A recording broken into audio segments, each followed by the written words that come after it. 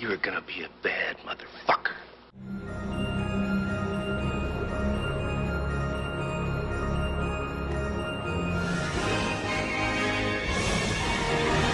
He's part policeman and he's part machine. Toughest cop you've ever seen. When fighting crime, he comes out on top because he's Robocop.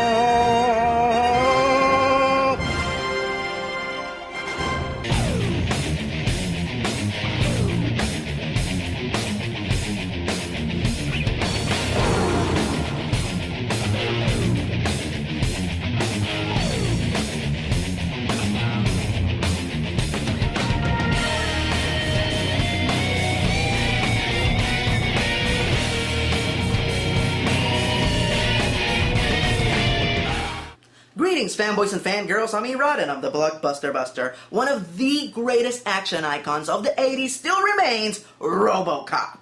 In a futuristic, crime-ridden Detroit, Officer Alex Murphy is killed in the line of duty, but Omni Consumer Products brings him back to life as Robocop. Part man, part machine, all cop. Dead or alive, you are coming with me. This mechanical Jesus metaphor is here to fight crime, throw scumbags through glass, and shoot rapists in the dick. Robocop remains one of the greatest genre films ever made and one of the fanboy essentials. Unfortunately, everything that followed the original movie wasn't quite up to par. So, without further ado, these are the top 10 ridiculous Robocop moments. Number 10. Throughout the film franchise, Robocop faced some fierce opponents. Ed 209, Kane, Clarence Boddicker. Shit. Just give me my fucking phone call. But the one that showed the most promise was the Japanese cyborg Otomo. The build-up for this character was huge. Every moment he's on screen, he makes it very clear that he is one bad motherfucker, making you salivate in anticipation for the moment when he clashes with Robocop, as he is faster, deadlier, and more advanced than Robocop in every way. Right at the beginning of the fight, he already has Robocop on the ropes, and right as he is moving in for his final death blow,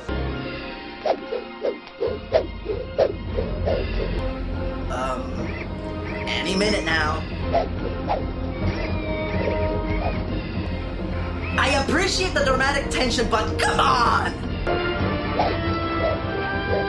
If you don't hurry the fuck up, he's gonna shoot you right in the...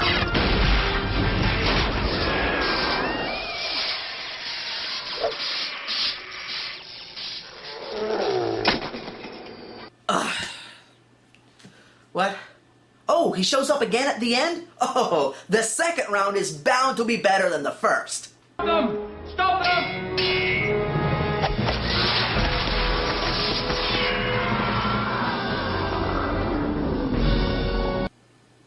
Let's just move on.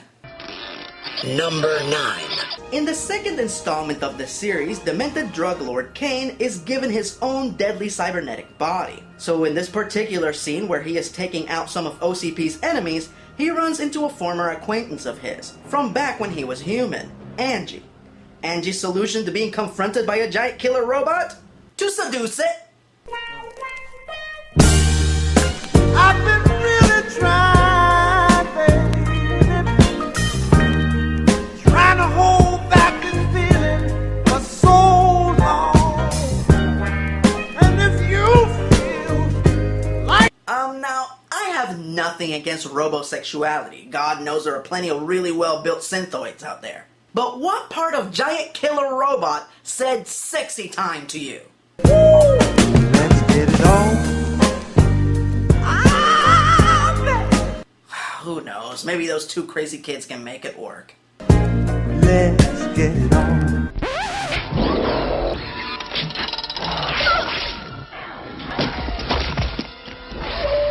Oh! Never mind. I guess this is as good a time as any to point out some of the weird coincidental similarities between the Robocop movies and the Iron Man franchise.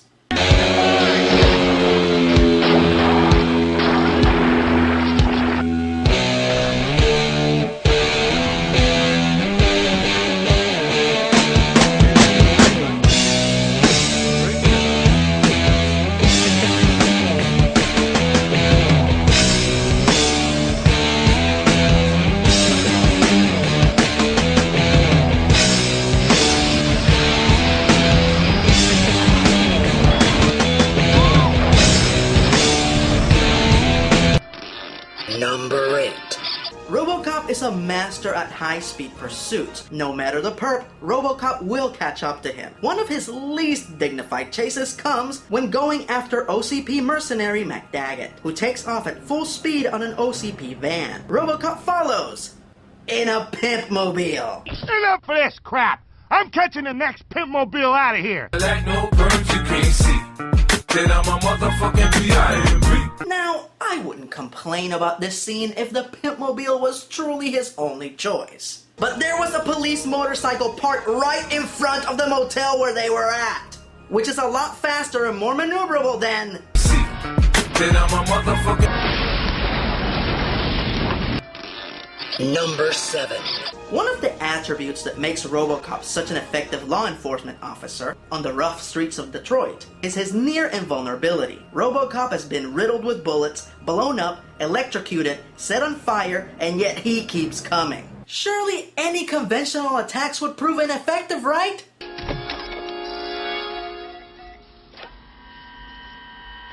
Can't shoot a kid, can you, fucker?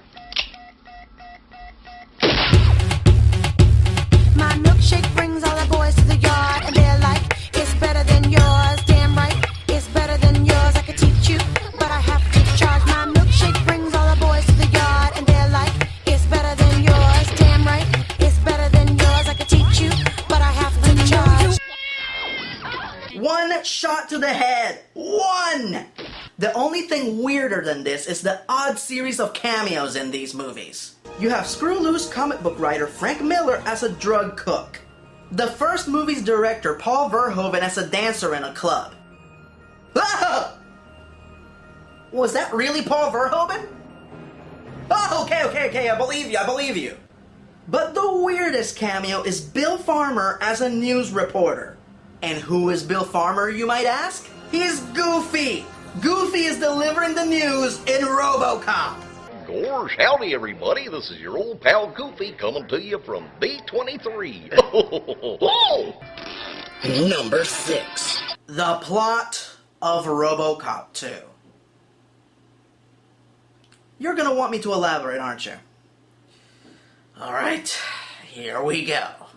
The plot is this. OCP has huge plans for Detroit, but their cybernetic crime fighters' violent activities are making them look bad in the eyes of parent watch groups. For all the shooting he does, I've never once seen him take the time to do anything nice. Their solution is to build another Robocop. And I know, it already sounds pretty stupid to try and solve a problem with the same thing that is causing the initial problem. But believe it or not, this is not the ridiculously stupid part. Apparently, no other dead police officer subjected to Project Robocop 2 has survived the psychological trauma of the experience. Apparently, Murphy's strong sense of duty granted him the capability to accept having his brain crammed in a robot body. So because OCP can't find another dead police officer with a strong sense of duty, their psychiatrist Dr. Fax decides to use the brain of a criminal. But not just any criminal, Kane, the sickest, most demented, murdering, drug-pushing psychopath in all of Detroit. This is the brain they decide to put inside a giant death machine. Yes, if a dedicated police officer was hard to control, a drug-addicted killer will be far more agreeable. What could possibly go wrong? Everything you know is wrong. Black and white, up and down, and short is long. And everything you thought was just so important doesn't matter. Everything you know is wrong. Just forget the words and sing along. All you need to understand is everything you know is wrong. Now, Robocop 2 and 3 were both written by everybody's comic book writing loony, Frank Miller. Boobies. Hence the cameo. Many have claimed that Miller's original script for Robocop 2 was actually better, but overambitious. So the studio took it, butchered it, and turned it into the movie that we know today. In 2003, Frank Miller's version of Robocop 2 was released in comic book form by Avatar Press. I had always heard how Frank Miller's version was superior, so I checked it out. And while it was a little bit better than Robocop 2, it was still not good. It's just packed with the same brand of sophomoric plot threads, cruel violence, and exploitive sexist bullshit that Frank Miller has come to be known for at the latter half of his career. What? we have to cut to commercial. Alright, we'll be right back after a few words from our friends at Omni Consumer Products. I thought all communication systems were the same. I tried to save the company a few bucks. It took 2 days to download specs from Cleveland. Lost the account.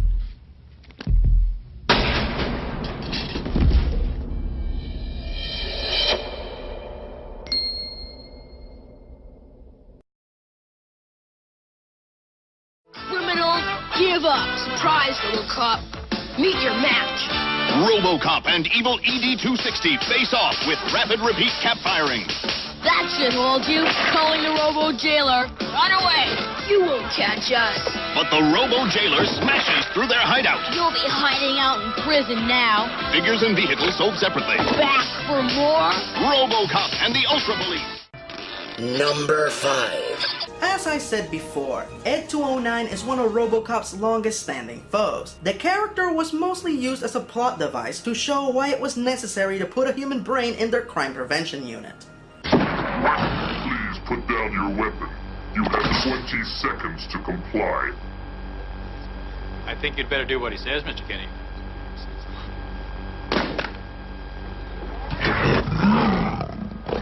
You now have 15 seconds to comply. You are in direct violation of Penal Code 113, Section 9. You now have 5 seconds to comply. 4, 3, 2, 1. I am now authorized to use physical force.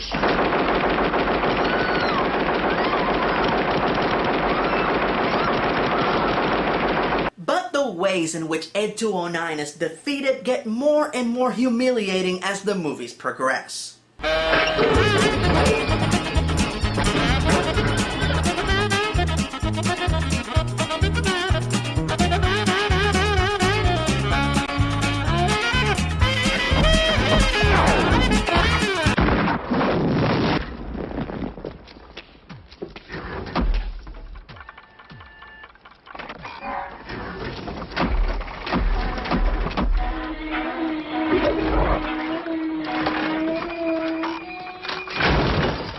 But the most embarrassing death blow is dealt by 9-year-old hacker Nico.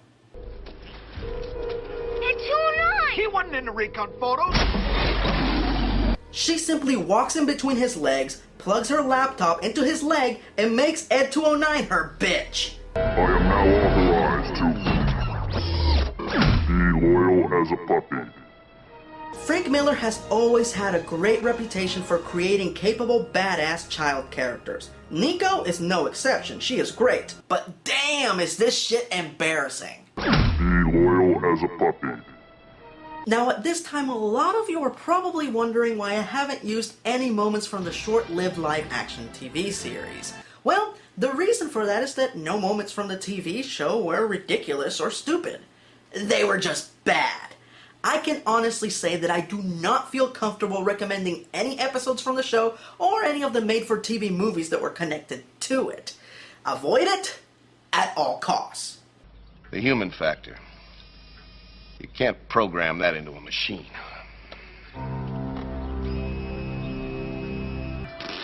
Number 4. The original movie does a fantastic job of showing how the crime in Detroit has gotten out of control, and why having Robocop around is necessary. Robocop 2 went really overboard with this crime wave, to the point where it's just flat out cartoony. The movie literally begins with a man robbing a homeless woman. A homeless woman! And right when you think that this couldn't get more over the top, the same man then gets beat up, maimed, and robbed by 2 skinny hookers. But that's not the truly ridiculous crime scene in this movie. Are you ready for this? Robocop and his partner Lewis try to foil an electronics store robbery by a pee-wee baseball team. And their gang leader is their coach. I don't know who wrote this, but... Shit, he's fucked up. You said it, kid. Number 3. Robocop, the animated series. Robocop. Why the fuck is there a Robocop, the animated series? This is one of the most violent and greedy films of all time. Why would they make a children's cartoon out of it? This is so ridiculous. You'd never see them make a cartoon out of Rambo. Rambo.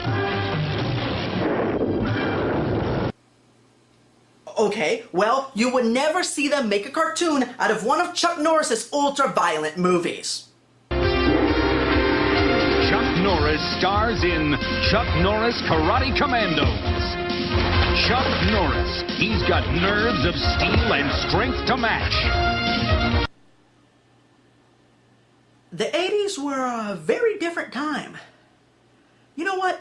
Honestly, I don't know what's more perplexing, the fact that there is a Robocop the animated series, or that they made 2 Robocop animated series. That's right, they made another one in 1998. And this time Robocop apparently was upgraded by the same guys that designed Inspector Gadget, because they equipped him with a net launcher and roller skates. Ugh. You know what? I need to take a break from all this ridiculous stupidity.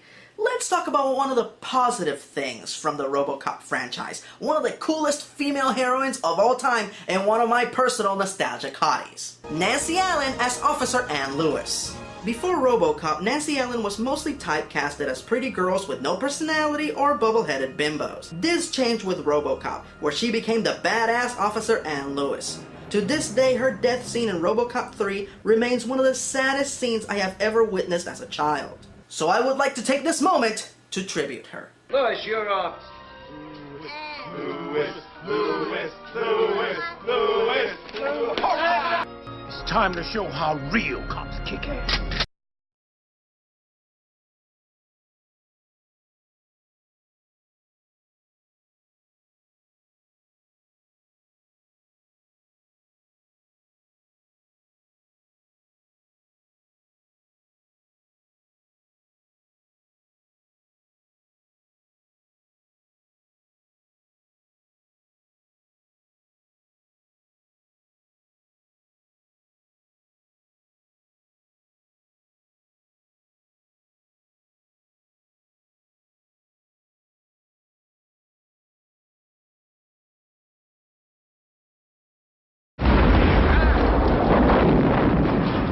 Lewis, come here when you finish fucking around with your suspect. Get on your feet. Number 2.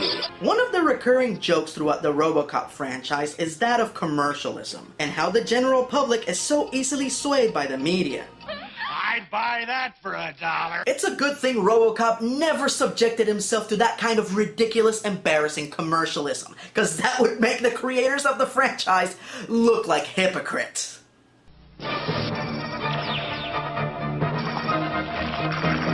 ほら、できた。正しい焼きそばは欲しいでしょ。UFO、おやすみロボグッズプレゼント。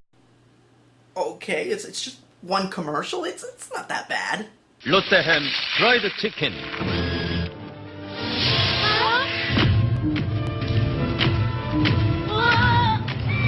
Oh, Lottehem fried chicken. Well, I hope at least one of the owners from one of these companies apologized to Robocop for besmirching his image.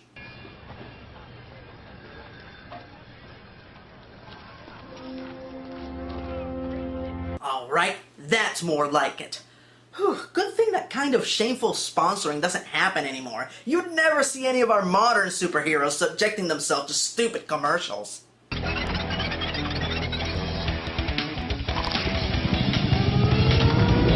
Back to work. Don't worry. The United States Postal Service will get it there on time with priority mail flat rate shipping.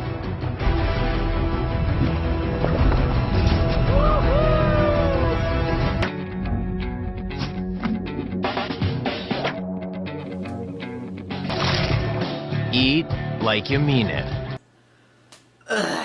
Alright. At this point, a lot of you are probably wondering what could possibly be more ridiculous than Robocop starring in an UFO noodle commercial or a fried chicken commercial. Well, prepare yourselves, 'cause you might not believe your eyes. Number 1. In the mid-90s on World Championship Wrestling, Sting got ambushed by the Four Horsemen and put in a cage. Would you care to guess who came to his rescue? Robocop! Robocop came to his rescue! Apparently, helping a bleach blonde wrestler in a pair of Zubas out of a cage took priority over fighting crime. This was the last time I watched WCW. After seeing this embarrassing bit of nonsense, I pretty much gave up on the show. I don't know what else to say. I think this moment speaks for itself. So those are my top 10 ridiculous Robocop moments. I would like to once again encourage all of you to check out the original film, as it is one of the fanboy essentials. As far as my plans for the remake go, well, you're gonna have to stay tuned to find out. Until then, I'm Erod, and I'm the BlockbusterBuster.